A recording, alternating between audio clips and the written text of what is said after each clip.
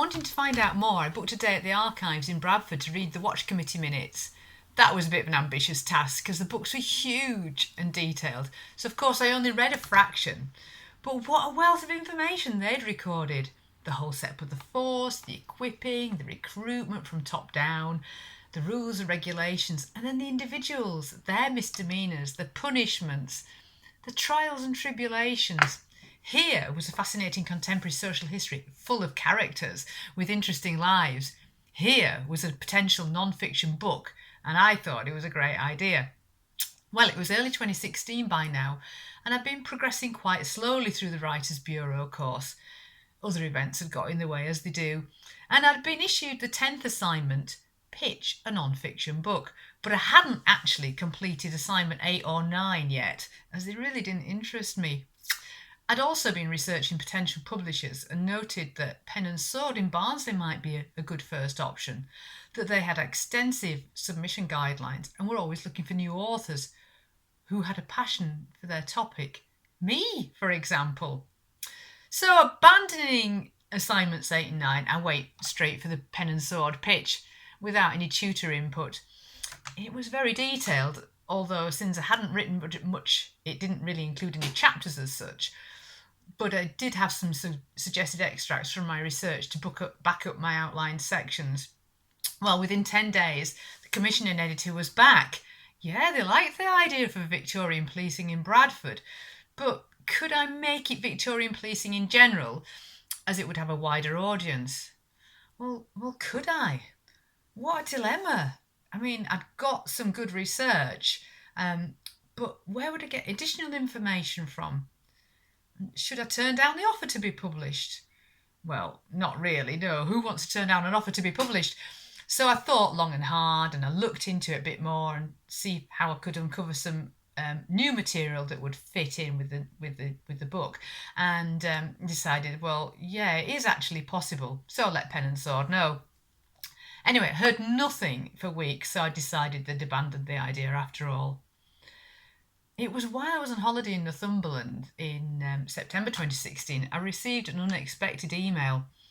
Well, there's no Wi-Fi in the holiday cottage and pretty dodgy mobile signal too. So I was just making an occasional check on my phone. And there it was, an email from Pen and Sword saying, yes, we want to publish your book, contract to follow. So there was more leaping and whooping for joy around the kitchen. Not my own this time, and the dog was looking on, bemused, thinking, what's she doing now? Anyway, joy turned to absolute terror when I saw the contract deadline when it arrived. 1st of February 2017. So I've got 4 months to write and research a book. Well, actually, there's nothing like a deadline to make me focus. And luckily, I'd taken a sabbatical from my career. Long story, but I needed to change direction. So I was able to devote myself to the extra research needed and, of course, to write the 50,000 words, no waffle, required.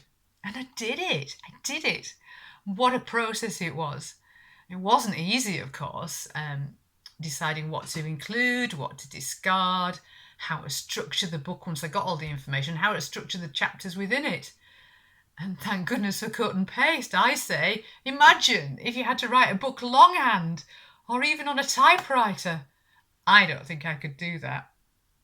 Anyway, no sooner had I submitted the manuscript and I was contacted by another commissioning editor at Pen and Sword as one of their published authors. Well, not quite, but it said, would I be interested in writing a book on women's lives in a particular town of my choice? Women's lives between 1850 and 1950. Would I? Of course I would. And this time I've got 18 months before submission. So I set about discovering what was out there to enable me to tell the story of struggle and suffrage in Wakefield. And as I found, you really need to dig deep, as most of recorded history is about what the men did. But the material I found was heartwarming and inspiring, and I think I was able to do justice to those amazing ordinary women of Wakefield, and at last record their trials and tribulations, their good deeds and their campaigns to achieve some kind of equality with men, and how much they helped other women to progress too. So, what inspires me to write? Well, I've always been interested in people. I'm a bit nosy, really. And researching and writing both of my books made me realise how many stories there are in people's ordinary lives and that resonate with me and hopefully other people.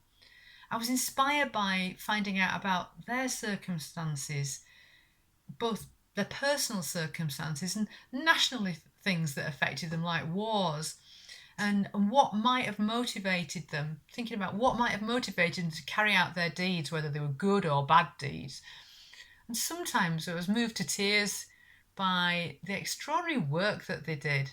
And I wanted to share their stories, which is what writing is all about, really. So, what of my ambitions to have my great grandmother's story published? Shall we say it's a work in progress at last? And although it is based on a true story, there will be a lot of fiction woven into the narrative. But as I'm a fact-based person, they will be based on other facts at the time. I like things to be accurate. And none of my research on other people's lives will be wasted. So what can I say? Get writing, really, and look for the things around you that inspire you. For me, it was, my family history, and for other people, it would be something entirely different. But good luck, and I hope you too get published. Thank you. Bye.